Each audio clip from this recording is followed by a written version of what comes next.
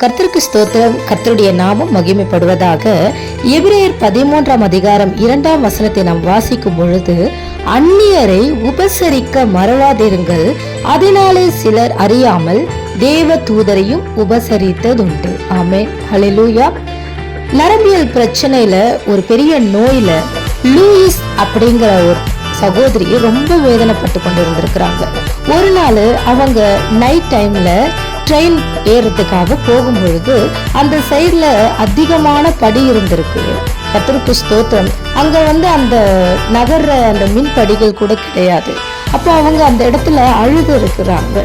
திடீர்னு ஒரு மனுஷன், யாருன்னே தெரியலையா, ஆனா அங்க அவர்களுடைய அந்த பேகை வாங்கி அவங்கள கை தாங்கலா அந்த படியில அவங்கள ஏற விட்டு அதுக்கப்புறமா கொண்டு போய் அந்த இடத்துல கொண்டு போய் சேர்த்துட்டு அவங்க திரும்பி பார்த்துருக்காங்க நன்றி சொல்றதுக்கு. ஆனா அவரை காணுமா. ஹல்லேலூயா. இவ்வளவு பெரிய அதிசயம் பாருங்களேன். அதே போல இன்னொரு சம்பவத்தையும் நம்ம வரலாறு பதிவு பண்ணியிருக்கு. மைக்கேல் அப்படிங்கிற ஒருத்தர் என்ன பண்ணியிருக்கிறாரு, ஒரு கூட்டத்திற்கு போகணும். அப்போ அந்த இடத்துல ரொம்ப லேட் ஆனதுனால அவங்களுடைய ஹஸ்பண்ட் ஒய்ஃப் 2 பேருக்குள்ளே ஏற்பட்ட அந்த ஸ்ட்ரெஸ், அவருக்கு ஒரு சண்டை பிரச்சனை அந்த வாழ்க்கையில அந்த நேரத்துல. அப்போ அந்த நேரத்துல அவர் என்ன பண்ணியிருக்கிறாரு, அந்த லண்டன் பகுதியில நடந்த இந்த விஷயம். அப்போ அந்த வாகனம் நெரிசல், டிராஃபிக், அப்போ அவர் போயிட்டு இருந்த அந்த கார் திடீர்னு அவருடைய டயர்ல காற்று இல்லாம இறங்கிடுச்சான். அப்போ அவர் நடு ரோட்ல நிக்கிறாரு. என்ன பண்றதுன்னு தெரியல. மழை அதிகமா வந்திருக்கு. அப்போ மழையில அவர் நனைஞ்சு கொண்டுட்டு இருக்காரு. அப்போ அந்த கூட்டத்துல இருந்து யாருன்னே தெரியாத ஒரு மனிதன் காரை ஓபன் பண்ணி அந்த என்ன பிரச்சனைன்னு பார்த்து அந்த டயரை மாத்தி அதுக்கப்புறமா அவர் போயிருக்காரு.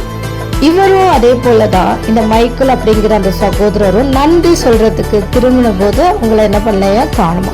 இந்த 2 விஷயமும் இந்த உலகத்துல நடந்த ஒரு விஷயம். கர்த்தருக்கு ஸ்தோத்திரம். அப்ப யார் இந்த மர்மமான இந்த உதவியாளர்கள், இரக்கமுள்ளவர்கள் அப்படின்னு யார் அப்படின்னு பார்த்தா இவங்க மனிதர்கள் தானா? இல்ல. கர்த்தருக்கு ஸ்தோத்திரம். நமக்கு தேவன் கொடுத்திருக்கிற நமக்கு உதவி செய்யும்படியான தேவ தூதர்களா அப்படின்னா ஆண்டவர் வசனத்துல தெளிவாய் நமக்கு வெளிப்படுத்துகிறார். சிலர் அறியாமல் தேவ தூதரையும் உபசரித்ததுண்டு. அப்போ நம்ம வாழ்ந்து கொண்டிருக்கிற இந்த இடத்திலேயே தேவ தூதர்கள் நடமாடுகிறார்கள், நமக்கு உதவி செய்கிறார்கள்.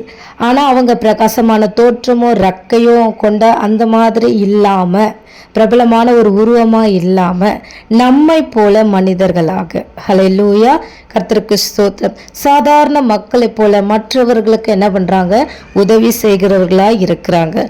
நாமும் இப்படிப்பட்டவர்களுக்கு, இது போல ஆபத்துல இருக்கிறவர்களுக்கு நாமும் என்ன பண்ணணும், மற்றவர்களை அவங்களுடைய பிரச்சனைகளில் அவர்களுடைய பாடுகளில் நமக்கு என்ன முடியுமோ அந்த உதவியை நாம் செய்யும் பொழுது கர்த்தர் நம்மை ஆசீர்வதிப்பார். ஆமென். அந்த லூயிஸ் அப்படிங்கிற அந்த சகோதரிக்கும் மைக்கேல் அப்படிங்கிற அந்த சகோதரனுக்கும் கர்த்தருக்கு ஸ்தோத்திரம்.